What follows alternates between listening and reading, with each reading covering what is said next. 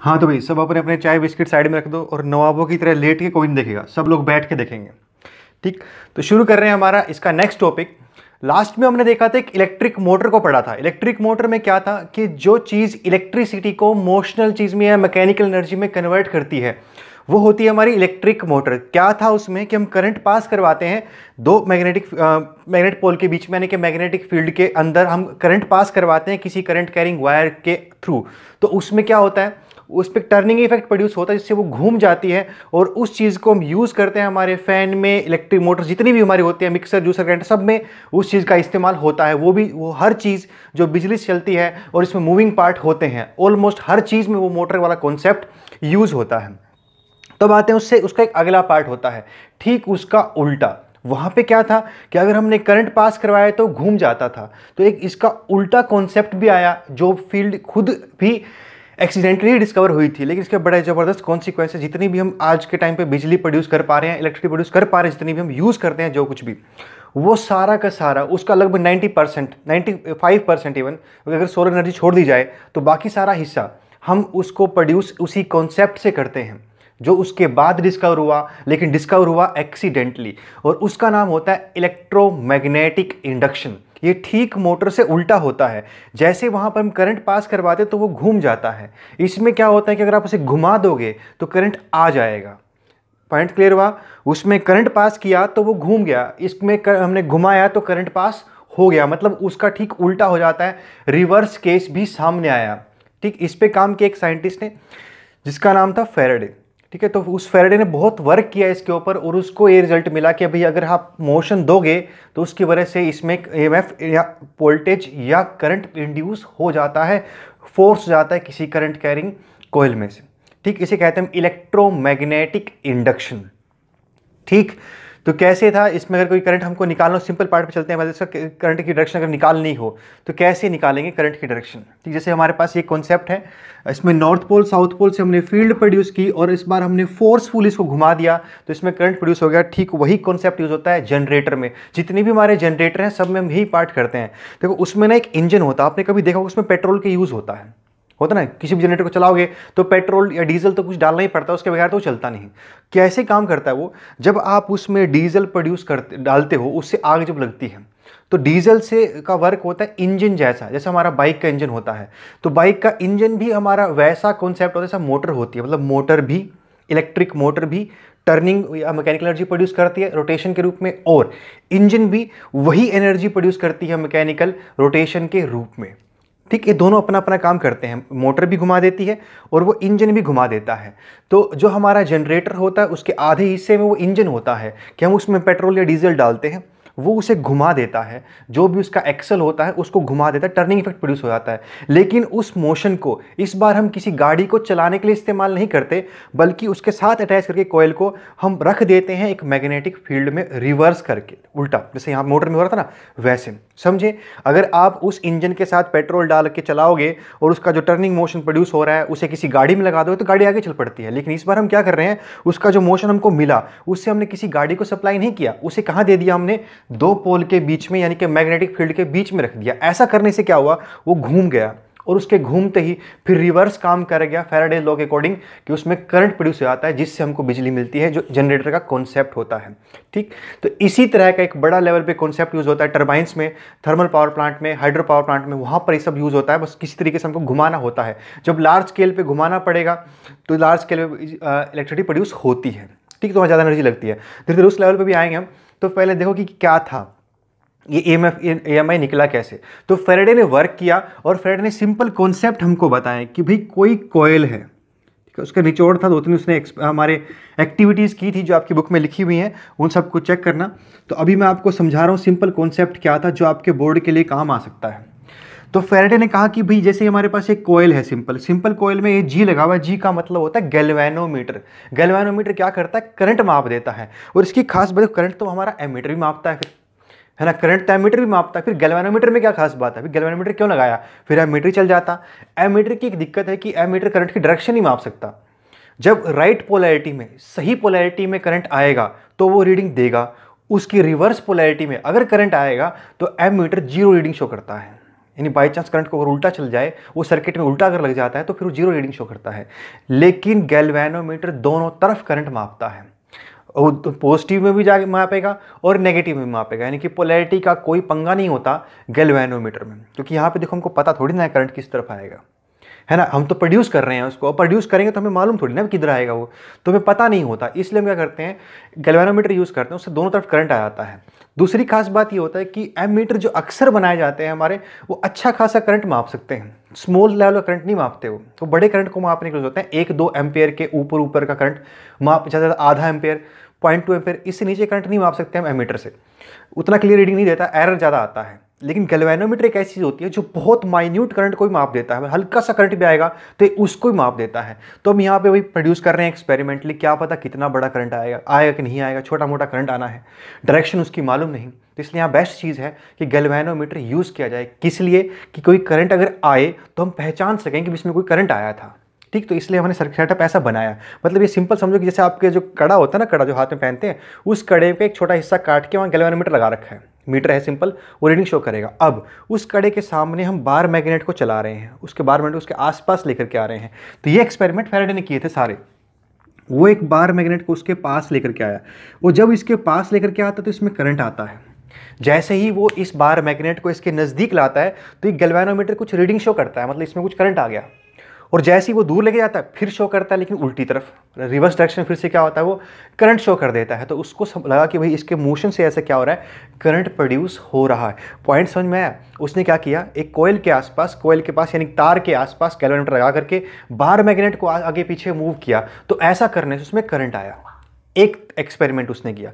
एक और एक्सपेरिमेंट उसने किया, अगली बार उसने क्या किया, बार मैग्नेट को नहीं चलाया, उसने कोयल को चलाया, बार मैग्नेट फिक्स कर दिया, कोयल चला दी, तो भी करंट आया। बस उससे ऐसे देखो, ऐसा क्या होता है कि एक्सपेरिमेंट कहीं कहीं तरीकों से करके देखा जाता है, तभी हम किसी निचोड़ पे पहुंच पाते हैं, किसी फाइनल रिजल्ट पे पहुंच पाते हैं, ठीक। तो पहले उसने बार मैग्नेट चलाया तो रिजल्ट आया, फिर उसने कोयल को चलाया तो रिजल्ट आया। तीसरे केस में उसने क्या किया कि इसको इसके पास, इसी कोयल के पास अगली बार उसने एक बार मैग्नेट की बजाय, मतलब ये दूर है, ये समझना कि यहीं पास पास रखे, दूसरा केस है, अगली बार उसने इसमें पहले से प्रेजेंट एक करंट कैरिंग कॉइल, इसमें पहले से करंट मौजूद था, उसको चलाया। देखो, अगर सर्किट में ये बैटरी शो की जाए तो इसका ये मतलब होता है कि वहाँ पहले से करंट है, और अगर गैल्वेनोमीटर शो किया जाए तो इसका ये मतलब है कि वहाँ करंट अभी आएगा। मतलब ये रिप्रेजेंटेशन है, बस ऐसे करते हैं। गैल्वेनोमीटर प्लॉट करें, छापेंगे उसमें, तो इसका मतलब करंट इसमें इंड्यूस होगा, अभी प्रोड्यूस किया जाएगा। और अगर हम बैटरी छापेंगे तो इसका मतलब वहाँ सोर्स लगा हुआ है, वो पहले से करंट दे रहा है, ठीक। तो अगले केस में क्या किया उसने, इस बार क्या कर रहा है वो, एक तो भाई हमारे पास वही वाला हमारा कड़ा है जिसमें हमने क्या लगा रखा है, गैल्वेनोमीटर लगा रखा है, जिसमें रीडिंग मापेंगे हम। उसके पास एक और कड़ा था जिसमें पहले से करंट था सपोज, और जब वो उसको उसके पास लाता है फिर से सेम इफेक्ट प्रोड्यूस होता है, यानी करंट कैरिंग कोयल को उसके पास लाया, फिर से करंट आया, दूर लेके गया, फिर से करंट आया। इस वाले में, इसमें तो है ही, इसमें भी आया, ठीक। तो तब उसको लगा कि भाई जरूर ये मैग्नेटिक फील्ड की चलने की वजह से ऐसा होता है। देखो, इसमें भी क्या खास बात आपको बताया था, हर चलता हुआ करंट मैग्नेट होता है, तो ये भी मैग्नेट है, और बार मैग्नेट तो था ही मैग्नेट। तो यहां से वो इस निचोड़ पे पहुंचा कि भाई अगर मैग्नेट की फील्ड को किसी कॉइल के नजदीक आप चलाओगे ना, तो उसमें जरूर करंट आता है। तो ये अब इसमें देखो पूरी इंफॉर्मेशन उसको फिर नहीं मिल पाई, तो उसने थोड़ा और इसके आगे रिसर्च किया, और अगली बार उसने क्या किया, ये जो कॉइल है हमारी, इसको मूव नहीं करवाया, इसको सिंपल रख दिया वहीं पे, मूव नहीं करवाया, सिंपल रख दिया, बस स्विच ऑन स्विच ऑफ करके देखता रहा। बटन था, स्विच ऑफ, टक टक, स्विच ऑन स्विच ऑफ करके देखता रहा। वो जैसे ही स्विच ऑन करता है झटका लगता है, इसमें करंट आता है, स्विच ऑफ करता है झटका लगता है, फिर करंट आता है। खाली पड़ी रहेगी, कुछ नहीं होता, चलाएगा तो करंट आएगा। रखिए कॉइल, इसको स्विच ऑफ करते ही झटके से करंट आता है और एकदम खत्म, बंद करते ही फिर झटके से करंट आता है, फिर खत्म। यानी जब तक करंट है, लगातार है, शांति से चल रहा है, इसे कुछ नहीं होता। जब तक वो करंट जो इसके आसपास था उसमें कोई बदलाव ना हो, या तो वो इसके करीब ना आए, या वो खुद चेंज ना हो। देखो, स्विच ऑफ करोगे ना, करंट तो मैक्सिमम से जीरो जाएगा, और स्विच ऑन करोगे तो जीरो से मैक्सिमम आएगा। तो करंट के जो बदलाव है उसकी वजह से इसमें क्या हो रहा है, फील्ड प्रोड्यूस हो रही है, करंट प्रोड्यूस हो रहा है, सॉरी, करंट के चेंज से करंट प्रोड्यूस हो रहा है। तो इस करंट का चेंज यहाँ पे क्या प्रोड्यूस कर रहा था, फील्ड प्रोड्यूस कर रहा था। हर करंट क्या बनाता है अपने आसपास, मैग्नेटिक फील्ड बनाता है। तो फिर वो इस नतीजे में फाइनली पहुंचा कि जब भी किसी कॉइल में से, जब भी किसी कंडक्टिंग कॉइल में से मैग्नेटिक फील्ड बदलेगी, तो उससे क्या होता है, हमारे उसमें कॉइल के अंदर करंट प्रोड्यूस होता है। जब भी किसी कॉइल में से पास होने वाली मैग्नेटिक फील्ड बदलेगी तो उसके अंदर क्या होगा, करंट प्रोड्यूस होगा। ठीक है, ये था Faraday law of electromagnetic induction. ठीक, इसका पूरी डिटेल आपके +2 में है कि असल में इसका फॉर्मूला क्या बनता है। +10 तक सिर्फ इतना पार्ट है आपका कि किस किस तरीके से हम इंड्यूस कर सकते हैं। तो आप इन 4 तरीकों से इंड्यूस कर सकते हो। पहला तरीका, बार मैग्नेट को कॉइल के पास चलाओ। दूसरा तरीका, कोयल को बार मैग्नेट के पास चलाओ। तीसरा तरीका, करंट कैरिंग कोयल को सिंपल कोयल के पास चलाओ। चौथा तरीका, करंट कैरिंग कोयल के अंदर से करंट को बदलाव करो तो भी उसमें क्या होता है, करंट इंड्यूस करता है। तो ये 4 तरीके हैं, इनको आप लिख सकते हो कि इसमें जो भी पूछेंगे 2-3 जितने पूछेंगे वो सब आप लिख सकते हो।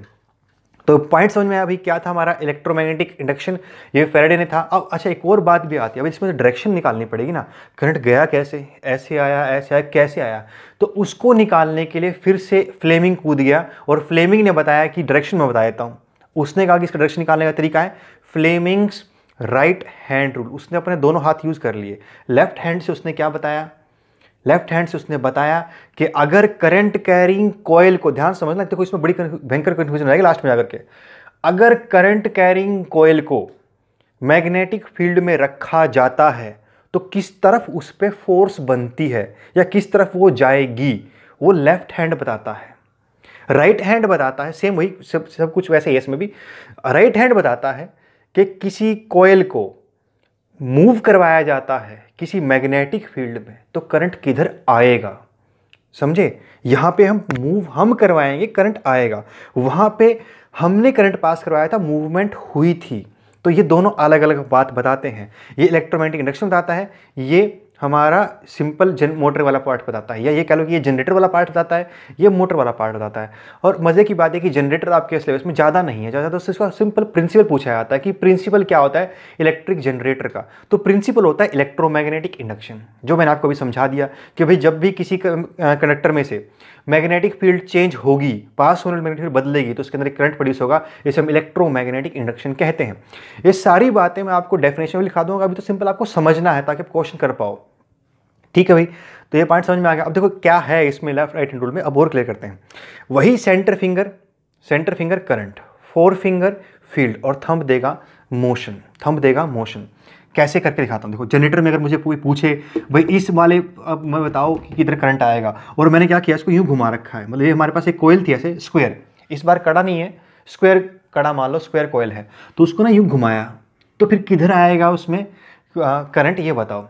देखो ये वाला हिस्सा कहाँ जा रहा है, बाहर आ रहा है, यानी आपकी तरफ आ रहा है। ये वाला हिस्सा कहाँ जा रहा है, अंदर। ये हिस्सा बाहर आएगा, अंदर जाएगा, तो ऐसे घूमेगा ये। तो अब अकेले इसको चेक करते हैं, इसको देखो, ये आपकी तरफ आ रहा है, तो फ्रेमिंग्स राइट हैंड रूल से मोशन कहाँ हो रहा है, बाहर की तरफ। 4 फिंगर क्या है, फील्ड कहाँ गई भाई, फील्ड तो नॉर्थ से साउथ जाती है ना, तो फील्ड कहाँ होगी, उस तरफ। थंब मोशन आपकी तरफ, फील्ड उसकी तरफ, और ये क्या हुआ हमारा सेंटर फिंगर करंट, यानी कि इसमें करंट कहाँ जाएगा, अपवर्ड डायरेक्शन में। और ठीक इसी तरीके से आप करोगे इसमें तो डाउनवर्ड डायरेक्शन में, तो इस तरीके से करंट इंड्यूस हो जाता है। ठीक, फ्लेमिंग्स राइट हैंड रूल पे क्वेश्चन बहुत कम पूछे जाते हैं, लेकिन एनटीएससी के लिए इंपॉर्टेंट है, तो और उम्मीद है आपको समझ में आया होगा। सिंपल देखो, इसमें चीज़ें बहुत सारी हैं, और जब चीज़ें बहुत ज़्यादा होती हैं तो याद रखने का एक ही तरीका होता है, प्रैक्टिस। तो बहुत प्रैक्टिस करोगे तो अपने आप से आपको चीज़ें समझ में आ जाएंगी, याद भी रहेंगी। ठीक, ये था हमारा इलेक्ट्रोमैग्नेटिक इंडक्शन का पार्ट। अब इसमें 1-2 लेक्चर और बचा है, फिर ये चैप्टर खत्म हो जाएगा। उसके बाद मैं आपको ऑप्टिक्स सारा मैं कराऊंगा, आपको हर चीज़ मैं कराऊंगा जिससे वो भी आपकी 10 से रिलेटेड जुड़ी हुई है। अगर आपने इधर से कहीं पढ़ भी लिया तो कोई दिक्कत नहीं है, आपको दोबारा सारी बात मैं खुद कराऊंगा, तो उसकी चिंता मत करो, हर चीज़ मैं दोबारा करवाऊंगा, किसी ने पहले करवाया हो या ना करवाया हो।